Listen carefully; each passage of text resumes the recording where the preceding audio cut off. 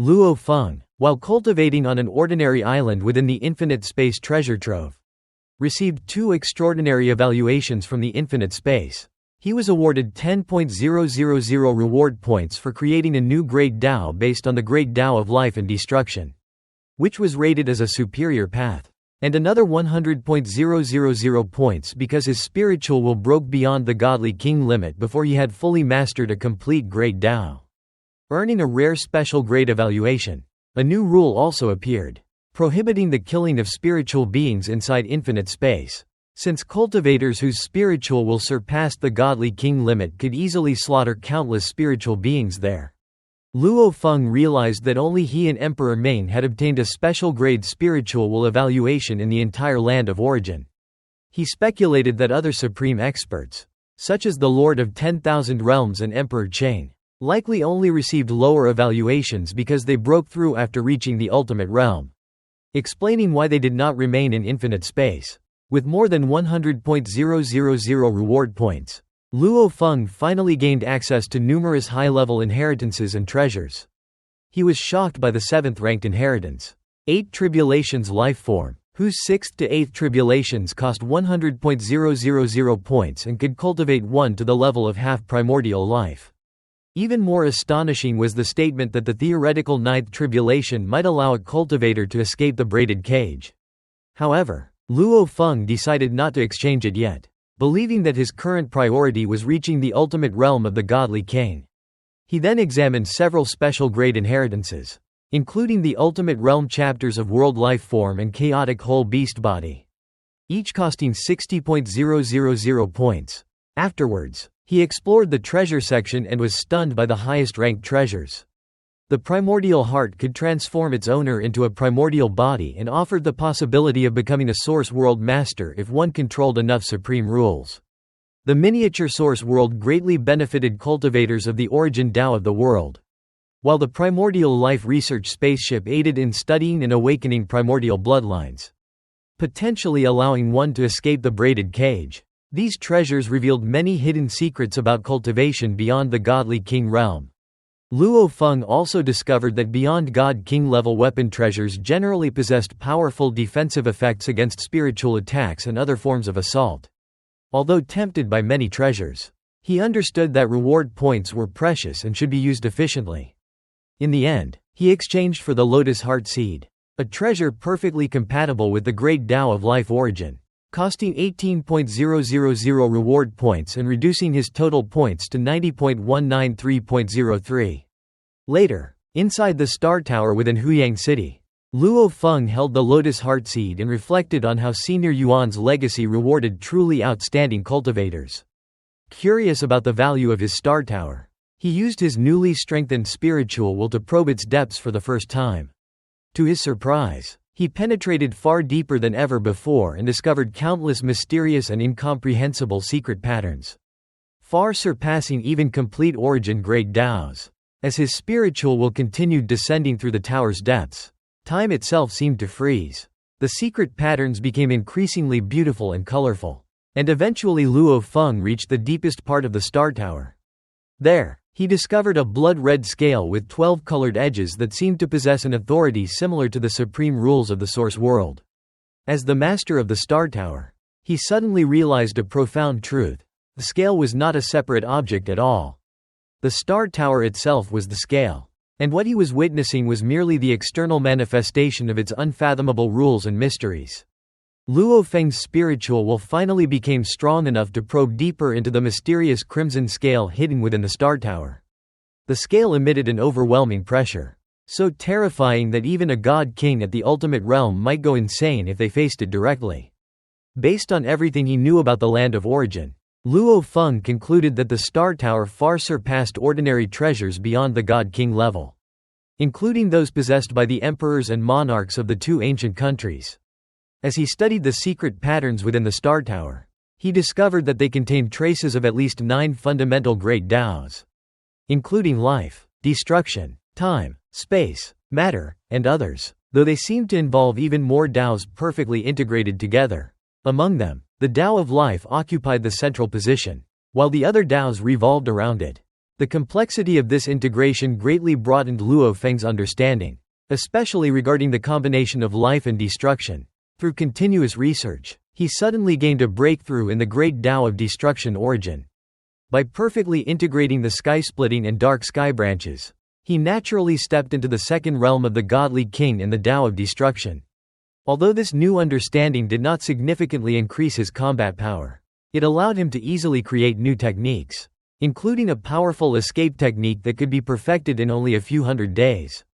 Luo Feng continued studying the Star Tower's deep layer secret patterns for nearly 50 years and eventually gained enough understanding to partially activate them.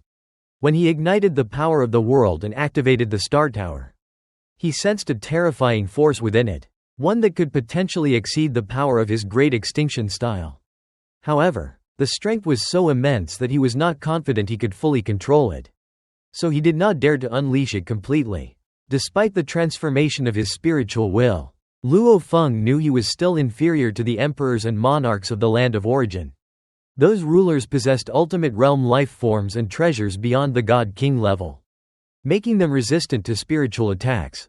If the Star Tower were exposed, figures such as Emperor Chain, the ancestor of East Extreme Domain, and the ancestors of the two ancient countries might fight over it. And Luo Feng had no confidence in surviving such a conflict. Therefore, he decided not to use the Star Tower for the time being and instead focused on increasing his own strength.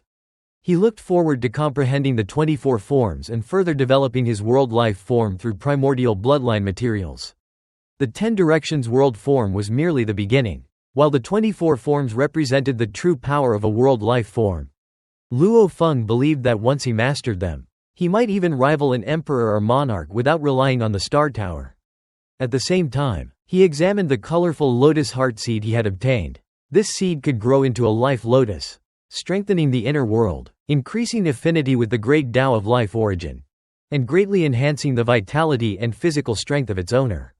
He planted the seed within the inner world of his world life form, and nourished by endless divine power from his small universe, the seed rapidly grew. After 1009 days, the life lotus reached the limit that the inner world could support.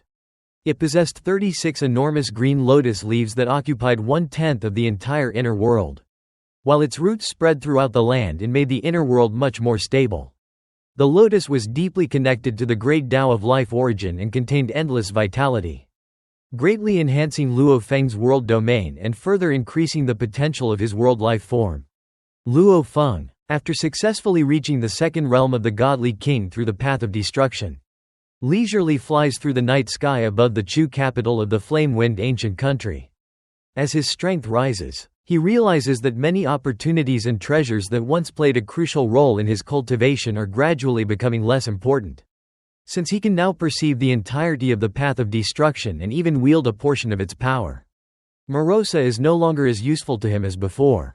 He believes that once his life path also reaches the second realm of the godly king, he will no longer need assistance from the primordial cosmos either.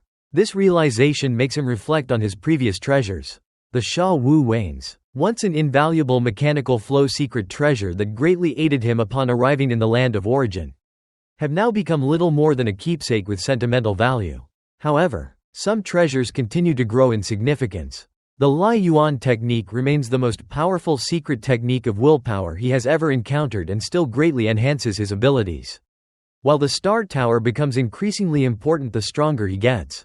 Looking back, he remembers that he once considered treasures like the Boat of Mausoleum, Sha Wu Wains, and Bloodshadow Knife to be more valuable than the Star Tower. Now he understands that weak cultivators often fail to recognize the true worth of supreme treasures standing right before them. Even his master, Emperor Chu, and mountain-sitting guest, who personally forged the Star Tower, only regarded it as a god-king grade secret treasure and never realized its true nature. Luo Feng then heads to the palace of Emperor Chu to receive the remaining portions of the inheritances known as the 8 Tribulations life form and the extermination of 72 blades. Since he has already reached the second realm of the godly king, he only needs to demonstrate his mastery of the path of destruction to qualify for the complete inheritances. Soon afterward, he receives the full content of both inheritances, covering every stage of the godly king realm. After studying them, Luo Feng concludes that these inheritances are far simpler than the special grade inheritances he previously obtained. The special grade inheritances represent the theoretically strongest techniques possible at the same cultivation stage and are unimaginably complex. Even after years of study, Luo Feng has barely scratched the surface of the 24 forms and has only begun to comprehend some of its mysteries. Likewise, although he has learned the unity secret method from the chaotic whole beast body inheritance, he has only studied its combat applications and has not truly understood the essence of the chaotic whole beast body itself. Therefore, despite his immense talent, he has only partially grasped the strongest possibilities hidden within those supreme inheritances. After receiving the new inheritances, Luo Feng goes to thank Emperor Chu. Because of his status as Emperor Chu's disciple, he has saved nearly 200 million guest official merit points that would otherwise have been required to obtain these inheritances. Emperor Chu is extremely pleased with his disciple's achievements. He remarks that when Luo Feng first became a godly king, he was already nearly invincible among first realm godly kings. Yet reaching the second realm in just over 200 years is even more astonishing. Throughout the entire history of the land of origin, only a handful of cultivators have advanced so quickly. Although Luo Feng knows that there have been a few cultivators who advanced even faster than him, his progress remains extraordinary. Emperor Chu explains that many geniuses shine brilliantly at the beginning of their cultivation journeys only to encounter insurmountable bottlenecks later and become ordinary. Luo Feng, however, has advanced smoothly without any major obstacles. Emperor Chu then reminds him that his next goal is the ultimate realm. Unlike the breakthrough from the first realm to the second realm, reaching the ultimate realm is vastly more difficult and requires absolute concentration and caution. After this, Emperor Chu's expression becomes serious. He warns Luo Feng that, now that he has become a second realm godly king, he has entered the sight of the most powerful figures in the land of origin and can no longer remain an insignificant junior. This means that the conflicts and grudges surrounding Emperor Chu may eventually involve him as well. When Luo Feng asks who these enemies are, Emperor Chu explains the true nature of the 13 emperors of the Flame-Wind Ancient Country. Externally, the Flame-Wind Ancient Country and the Thunder Ancient Country are bitter enemies. So the 13 emperors always unite against outside threats. Internally, however, the situation is entirely different. The emperors constantly fight over treasures, opportunities, and resource distribution. Deep within dangerous treasure lands, they have even killed fellow emperors to seize treasures. Some have slaughtered entire lineages and destroyed the disciples of other emperors to obtain valuable resources. The grudges among the emperors are therefore deeper than those between most wandering cultivators.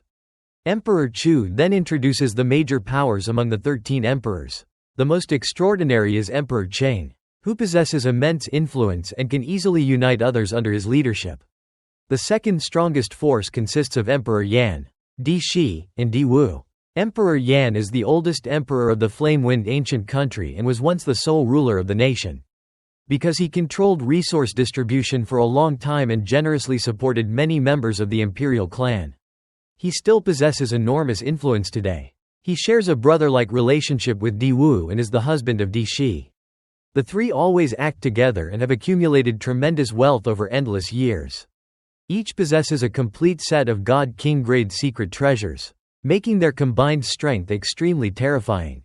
The third great force is Emperor Meng. His spiritual will has surpassed the godly king level, allowing him to draw even greater power from his primordial bloodline body. His willpower techniques are exceptionally frightening, making him one of the most powerful emperors despite lacking a stable alliance. The remaining emperors, including Di Fu, have their own interests and form only temporary alliances.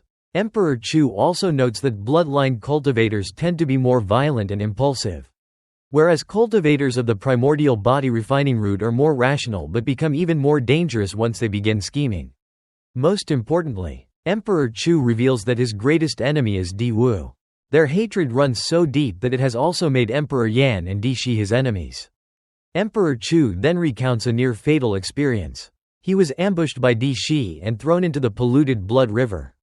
Located in the deepest part of the Heavenly Pillar realm, the foremost treasure land of the land of origin, ordinary second-realm godly kings would die instantly upon touching the polluted blood, and even their avatars would be completely destroyed. Emperor Chu's body was more than 90% corroded, and he stood on the brink of death.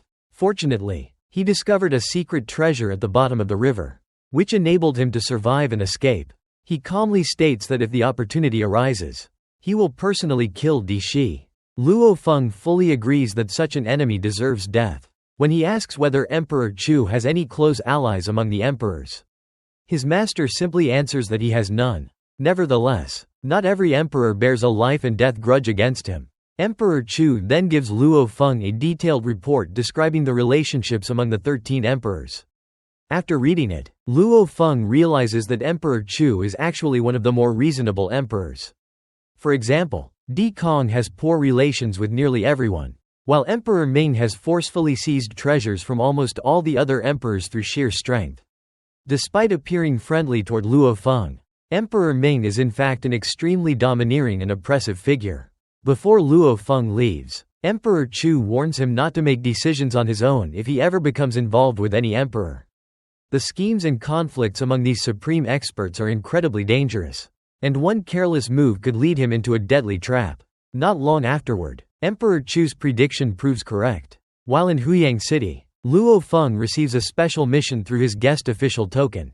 The task states that the royal family's forbidden land contains 192 worlds, each nurturing a primordial bloodline beast egg. Caring for these eggs requires the strength of a second-realm godly king and the simultaneous use of 192 avatars. The task will last for 3,000 records of time. What shocks Luo Feng the most is that the mission was not voluntarily offered as ordinary guest official tasks usually are. Instead, after discussions among several emperors, the assignment was directly designated to him. Since guest officials normally have the right to accept or refuse missions unless they are punishments, Luo Feng immediately senses that this unusual arrangement may conceal deeper intentions. Luo Feng receives a task specifically arranged for him by several emperors, to cultivate primordial bloodline beast eggs. The mission offers only 50 million merit points, which he considers insignificant considering the immense difficulty and the requirement to devote 3,000 eras to the task.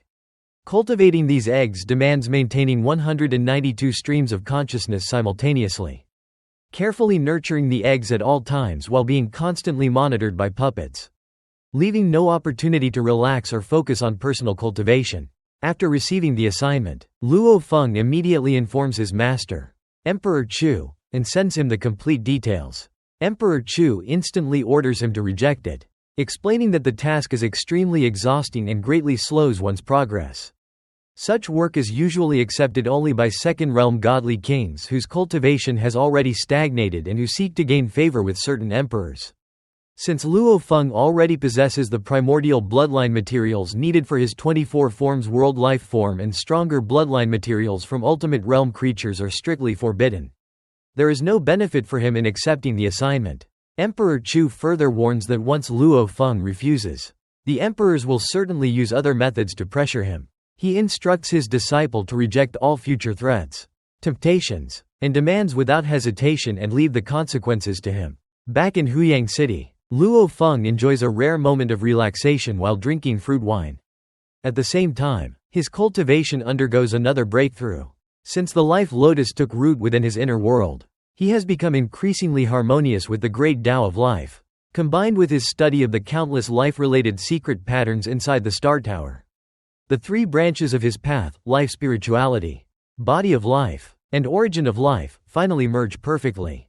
This advancement pushes his path of life into the second realm of godly king and allows him to comprehend the 24 forms even more smoothly. Although he has only revealed a small portion of his true strength, Luo Feng realizes that his breakthrough has already attracted the attention of the highest figures of the flame-wind ancient country. Previously, when he displayed strength comparable to the first realm of godly king and needed multiple avatars to contend with the emperor of Tian Kun, the emperors completely ignored him. Now, after stepping into the second realm, they have begun making plans involving him. As he thinks about the situation, Luo Feng senses several subtle threads of causality surrounding him. These connections are extremely obscure and profound, and even his powerful spiritual will cannot trace their origins. He quickly concludes that only emperors are monarchs, beings who have achieved perfection in the ultimate realm and can isolate themselves from causal investigations. could create such mysterious connections? Suddenly, the surrounding laws of heaven and earth change. The temperature rises sharply, and invisible white flames spread throughout the area. Within the sea of fire appears the face of a woman formed entirely from flames. Luo Feng immediately recognizes her as Emperor Di Wu, one of the 13 emperors of the flame-wind ancient country and the mortal enemy of Emperor Chu. Without any greeting, Di Wu directly orders Luo Feng to accept the task of cultivating the primordial bloodline beast eggs. Luo Feng calmly refuses. The emperor's expression instantly turns cold. The white flames immediately invade Luo Feng's body and begin burning his world life form. In a single moment, his body is nearly reduced to ashes before rapidly recovering. The terrifying flames are precisely controlled, repeatedly bringing him to the edge of death without actually killing him. Di Wu then asks him again whether he will accept the task. When Luo Feng still refuses, she shamelessly threatens to annihilate every disciple of the Blade River sect if he continues to reject her orders. Luo Feng is stunned. He never imagined that an emperor would use an entire sect as a bargaining chip simply to force him into accepting one task. At that critical moment, a terrifying dark presence descends. Emperor Chu arrives and instantly suppresses the white flames. Facing Di Wu directly, he issues his own threat. If she dares to destroy the Blade River sect, he will kill another one of her children.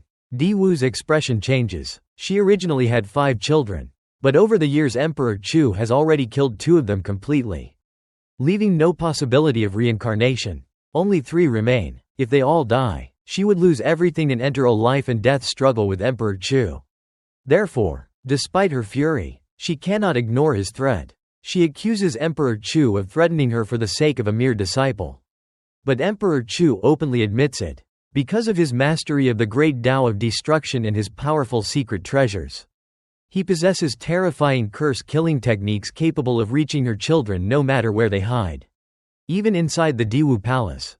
Unable to continue, Di Wu finally withdraws. After she leaves, Luo Feng admits that this experience has completely changed his understanding of the emperors. He feels that Di Wu's actions lack even the basic dignity and morality possessed by ordinary cultivators.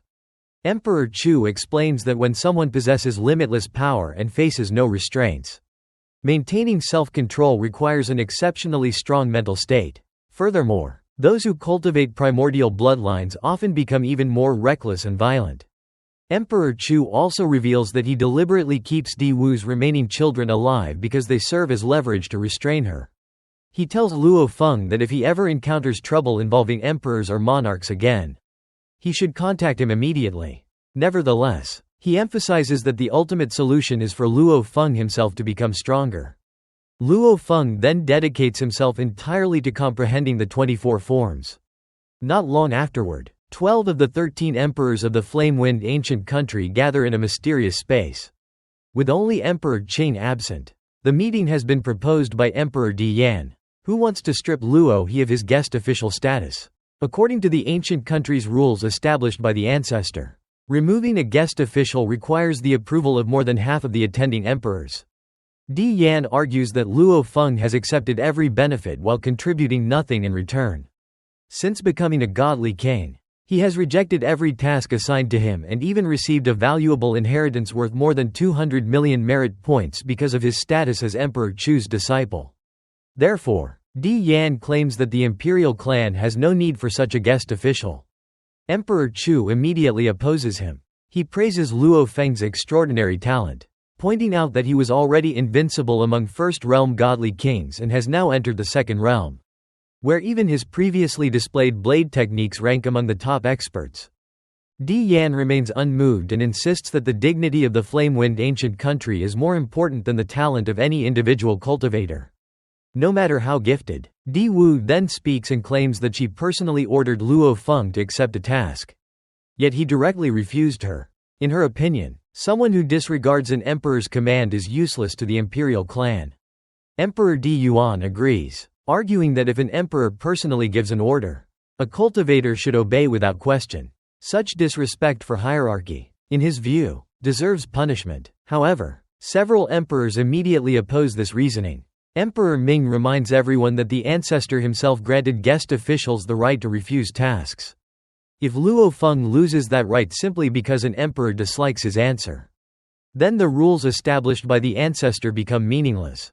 Emperor Zan also criticizes Di Yan and his allies, saying that in their eyes even an emperor's disciple is nothing more than a servant who can be controlled, manipulated, or killed at will. Finally, the vote is held. 5 emperors support stripping Luo Feng of his guest official status: Di Yan, Di Shi, Di Wu, Di Yuan, and another ally. 6 emperors oppose the proposal: Emperor Chu, Emperor Ming, Emperor Zan, Emperor Kong, Di Jufeng, and Di Yu.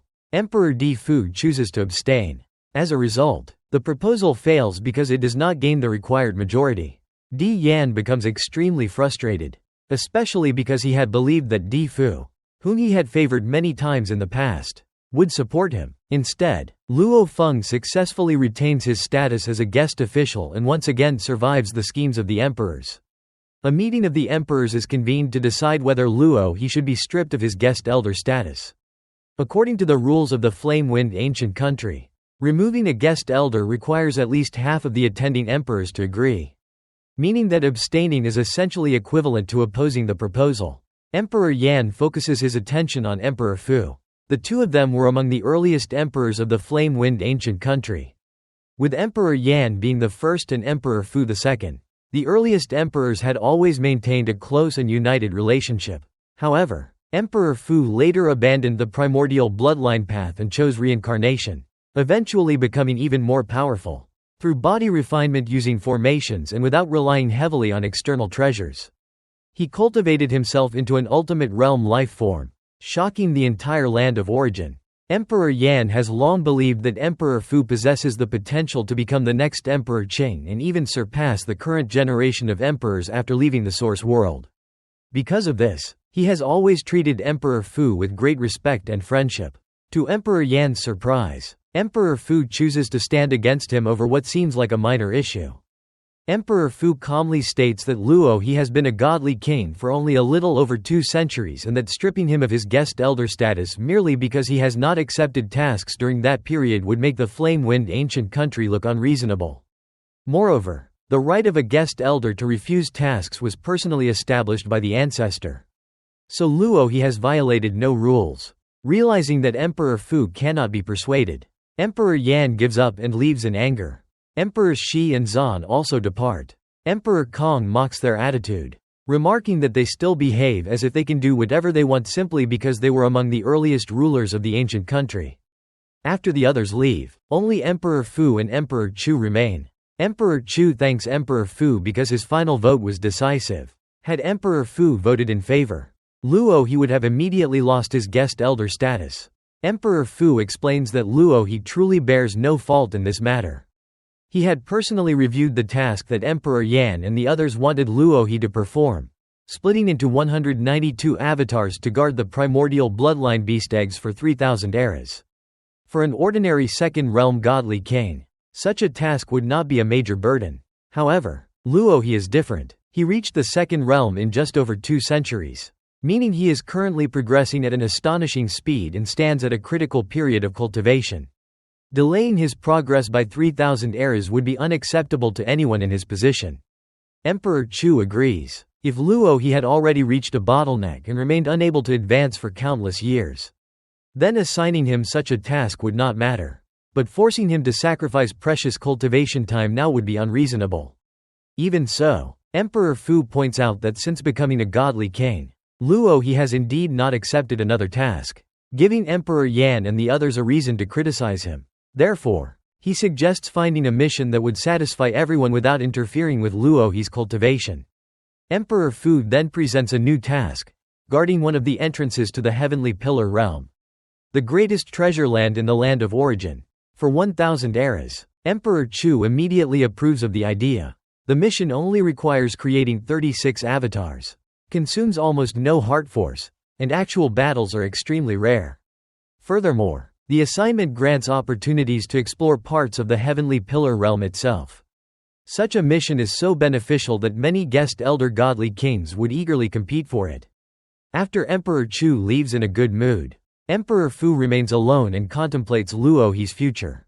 As the most skilled expert in deducing the secrets of the land of origin, Emperor Fu uses a vast formation to observe the countless nodes of fate connected to the world. Among them, Luo He's destiny stands out prominently. He reflects on Luo He's astonishing achievements. Luo He arrived from the primordial cosmos through reincarnation as an eternal true god. Became a godly king within less than a century. And then reached the second realm after only another 2 centuries. Furthermore, he is favored by the supreme rules themselves. Emperor Fu concludes that such extraordinary talent means Luo He will likely leave the land of origin one day and may become his fellow traveler.